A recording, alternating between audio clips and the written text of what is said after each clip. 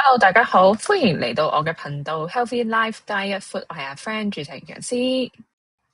想健康嘅你，但係又忍唔住想飲珍珠奶茶，咁唔使忍啦！今日我教你5個小秘技，快啲跟我一齊嚟睇下條片學下嘢啦！秘技一，最簡單但係最多人忽略嘅就係個杯嘅 size 啦。中杯大約有480到500毫升，而大杯就大約有24盎司，即係700毫升，足足差咗成40%，而卡路里亦都差咗150到200個卡路里。簡單啲嚟講，即係話如果你揀大杯嘅話，已經多咗半碗飯嘅卡路里喺入邊。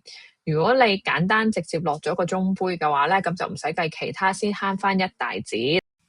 秘技二，少糖、半糖、微糖、無糖，究竟分別喺邊度呢？其實落單嘅時候咧，嗌咩糖分咧，其實係最大嘅陷阱。好多人以為少糖已經好健康，但係其實少糖只係少咗30%糖，唔係少好多。真正想慳卡路里嘅，你要記住嗌微糖或者無糖先係真正健康咗㗎。秘技三，如果你真係好想飲奶茶，就揀鮮奶，唔好揀奶精。點解鮮奶好過奶精呢？因為根據行業標準嘅食譜同埋食安中心嘅營養數據庫推咗出嚟呢，就係奶精茶嘅脂肪含量呢，分分鐘係鮮奶茶嘅2倍。咁戴翻個頭盔先，就係唔同嘅手搖店呢，佢用嘅比例呢都好唔一樣，差異可以好大。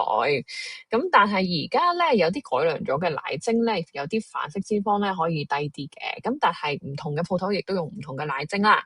咁所以總括嚟講，就係鮮奶都有真正嘅鈣質同蛋白質，係一啲身體用得着嘅營養，所以記得揀轉鮮奶啦。秘技四，揀果茶或者純茶底。如果你真係想最健康慳到盡，咁你就揀純茶底，例如綠茶底、水仙茶底、烏龍茶底咁樣，佢哋係最低卡路里嘅選擇，因為無糖嘅純茶係接近0卡路里㗎。揀果茶都得，不過果茶有樣嘢要小心，就係因為有啲牌子咧，佢係用糖漿嚟出嗰個水果味，而唔係真正嘅果汁嚟嘅。咁所以如果你揀果茶嘅時候，記住問究竟你係用新鮮嘅水果定係用糖漿底啦，因為新鮮嘅果茶會低糖啲，同埋有纖維，係比較好嘅選擇。秘技五，小心揀你嘅配料。